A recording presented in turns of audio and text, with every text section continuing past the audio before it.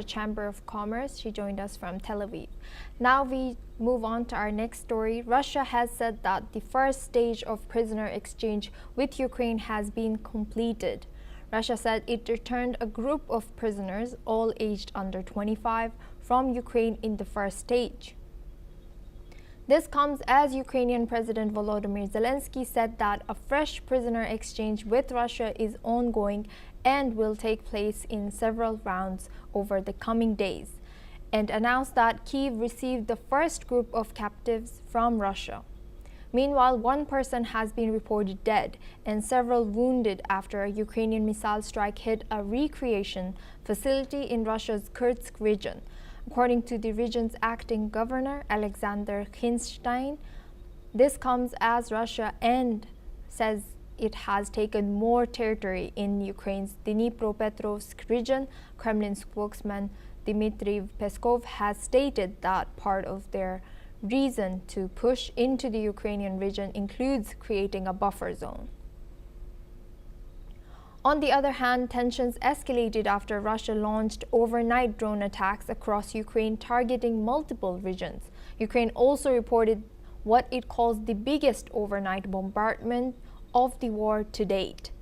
Its Air Force said Russia launched 479 drones and 20 missiles overnight, targeting mainly central and western regions. Ukrainian defenses reportedly intercepted 277 drones and 19 missiles. Some strikes landed in Kyiv and Rivne, injuring at least one civilian, according to local officials.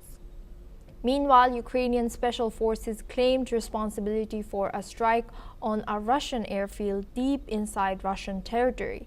According to Ukraine's military, the raid targeted the Savaslyka airbase in the Nizhny Novgorod region, approximately 400 miles from the Ukrainian border. The operation allegedly damaged 2 fighter jets used for launching ballistic missiles. Now we have guest Professor Veselin Popovsky joining us. He's a professor and vice dean at Jindal Global Laws School. Thank you for joining us today. What does the scale and frequency of the prisoner exchanges indicate about the current state of negotiations between Russia and Ukraine? Well, these are good news, is that prisoners of war are exchanged between Russia and Ukraine. This is the second round, as you correctly, Asuma, mentioned. Hopefully there will be more. And effectively, under the international humanitarian law, every prisoner of war needs to be exchanged. There is nothing surprising here.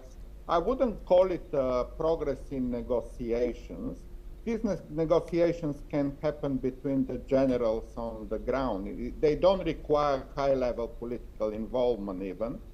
But because they are brought into the Istanbul negotiation table, somehow my feeling is that the Russian side wants to present that as involvement in peace negotiations, which obviously is not. What we see daily from Russia, but also from Ukraine, is fighting. The difference is that Russia strikes civilian targets in the big cities, and night after night they continue with those indiscriminate targeting of civilian objects, which are violations of international humanitarian law, which are war crimes by any standard, whereas what Ukraine is doing is targeting simply military objects. Every strike on Russian territory so far has been a military object, and what Ukraine is doing is fighting under the normal, legitimate conduct of war, which Russia does not. Russia does not negotiate, apart from those prisoners exchange. As I said, they are minimal and they are not part of peace negotiations. Russia rejected any ceasefire, including temporary 30-day ceasefire, something that Ukraine, United States, all European countries demanded over 3 months. No response to that from Moscow. If Moscow accepted a ceasefire, they would not have suffered such huge military losses all over Russia. All the airplanes and uh, strategic ballistic airplanes and all other hits done by Ukraine would have not happened if Russia accepted a ceasefire. And how effective is the concept of a buffer zone militarily and politically for Russia in Ukraine's contested regions? Again, that's another game by Russians. They always come with something new which doesn't make any sense, and every next nonsense, such as the buffer zone, doesn't bring any clear. It's difficult to answer even such question because it's illogical and doesn't make any sense. Effectively, what Russia is doing is trying to show willingness to talk, and they always come with another formula. Sometimes they say, let's have a high-level meeting, which they didn't go to. Vladimir Putin doesn't go for a high-level meeting. He sent a very low-level delegations. Then they start talking about some buffer zone, again, without any details.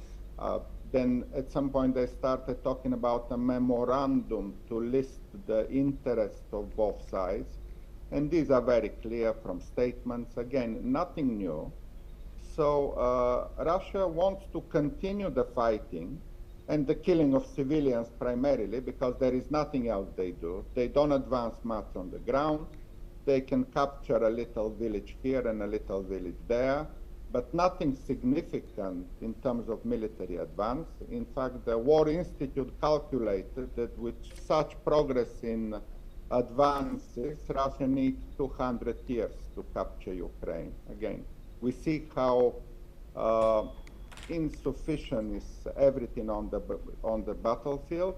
But in the meantime, Russia continues targeting civilians with the aim of demoralizing the Ukrainians, which is absolutely wrong. Ukrainians only get more unified and more committed to survive when there are those hits on civilian targets. So unfortunately, what needs to be done, and very many already realize that, including the United States administration, is to increase the sanctions on Russia.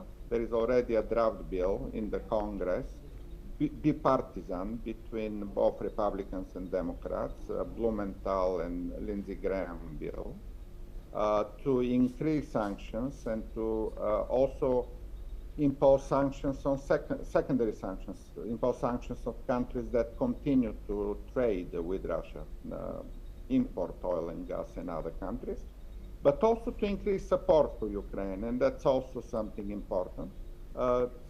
And most of the countries in the world already do that. They continue supporting Ukraine and they continue sanctioning Russia. And what they also should do is stop negotiations with Putin. So 3 messages: increase sanctions on Russia, increase support for Ukraine, and stop negotiations with Putin. If all the countries do that, this is the way out of all